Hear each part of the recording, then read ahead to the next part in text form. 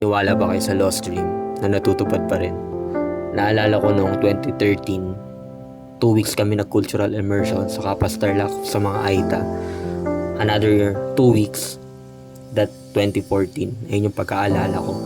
And isa sa mga pangarap namin is malibot namin lahat ng sitio ng Aita sa Kapas Tarlac. Pero tumagal yung panahon, di na nasundan yun. Siguro nakalimutan na rin namin yung pangarap namin.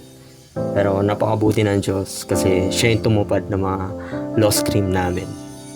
Yung dream na yun natupad when you reach open a slot para i-reach yung mga ibang sitio sa Kapas Tarlac ng mga Aita. At marami na kami napuntahan na sitio. Truly God answered all the dreams that we have according to His perfect time and according to His will. Sabi nga nila, when opportunity opens, take a risk.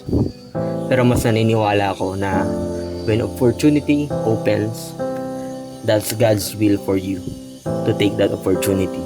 Kasi sa tagal ng panahon, He equip you, He mold you, so you can spread love to others.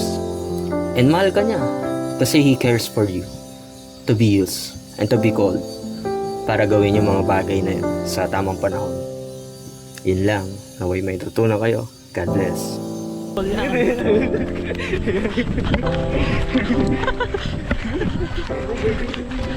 Saan? Oh, saan?